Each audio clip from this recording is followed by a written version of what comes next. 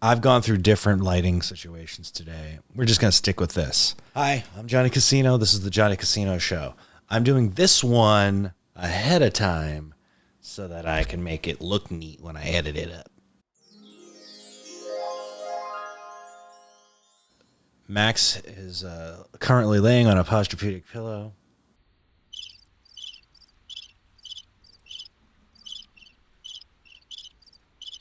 Because he's a good boy. I am Redacted. fine. Those classes that I'll be taking for IT support will begin at the end of the month. Hope you had a great Mother's Day. If you live near your mom, I hope you gave her a call. I called my mom. She lives on the East Coast. I phoned her up in the morning to get a hold of her, and she didn't answer her cell phone. That's her. She's so cool.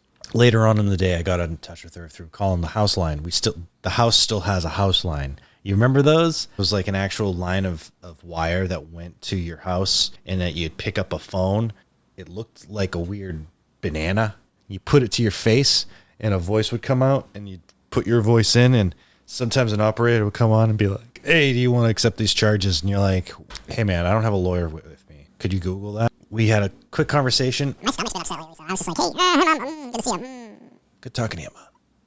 Her birthday and Mother's Day are a week apart. So that makes shopping for her, even finding a card for her, kind of difficult. Just because you want to give her something cool both of those days, but you don't want to overshadow one with the other. Or if you do, I guess go big on the birthday and don't really care. Don't do too crazy of a thing on Mother's Day. Well, I'm not around, so anything I do is crazy. I sent her a beautiful card from this company that does these pop-up cards for Mother's Day. And then for her birthday, that's what I sent for her birthday. For Mother's Day, I didn't send anything. Because the card didn't arrive to my location till a few days before Mother's Day. So there would have been no reason to mail it out. I rather just told my mom, look, a card is coming. Sorry, we'll figure it out. What I'd like to do is to just be able to go on Amazon and buy my mom stuff. She needs regular groceries, but she just walks to the grocery store and gets them. I'm not going to take that away from her. Something to do. Imagine if what you did for an activity in a day was to walk down to the store. You'd see those faces, you know, buy those apples. Whatever people do. So mom's out buying apples. I'm playing around on my new setup. New setup meaning I got a different table. I had a problem with my last computer desk from IKEA. Well, I could stop right there. You can't, and this is again is another IKEA table. You cannot screw into them. You understand? Like there's no, it's just cardboard sleeves. It's sleeves of cardboard with a coating on the outside of it. That's what the tabletops are. I'm leaning this whole time. I don't know why I'm leaning into the microphone. Tabletops you can't screw into. So if you want to do something like put a base, 3-screw base, I'm just imagine this is a base. It's nothing phallic. Don't worry about it. You want to put that base down so you can put like your boom stand for your microphone into it, so you can swivel it and all around. You can't on these desktops. You got to have a regular solid piece of wood. Now, why haven't I just bought a regular solid piece of wood to put on top of the desktop, you might ask? Damn, that's a good question, and I wish I had come up with that answer before I bought this and put it together. Well, my wife has her own desk now. Got to look at the wins, look at the W's. So I've had this new rig sort of set up where I can use all these open edge lips, and as there's clamps to them. There's clamps to things. There's clamps and such. There's things with clamps on them. I've got this boom stand with the microphone on it. I have another boom stand over here with the the camera on it. Sorry, Mr. Camera. I didn't mean to mistake you for a microphone. My bad. All together, and it looks way better. I have room.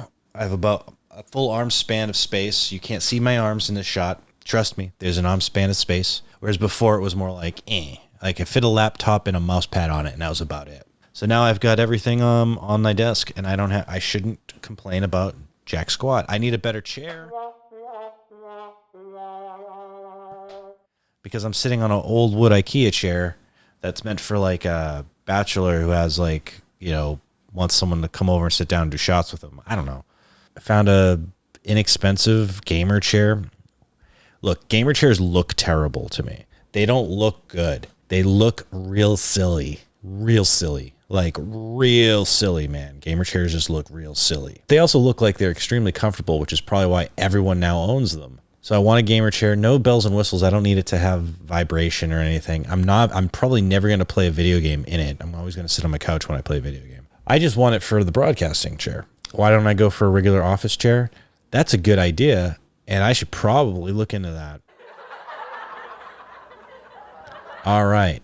I started watching the show on Netflix with like the superpowered people, and that's how little I can tell you about it, is that I don't understand what that show is versus the cartoon with Omni-Man in it. I think they're the same show. I think somebody made a cartoon, somebody made a live action of the same idea and put it out on two different things, Amazon and Netflix, simultaneously, and I'm losing my frickin' mind. I don't know what these shows are anymore. They are all blended into the boys, who have all blended into the Marvel universe, which, by the way, if you just want superhero stuff, just keep watching Marvel movies over and over again. Just do the same thing over and over again. Watch a Marvel movie. You'll be happy. Did I leave the stove on? That should be the slogan for Marvel movies. Watch a Marvel movie. You'll be happy. You'll be happy. I have coffee in my mouth.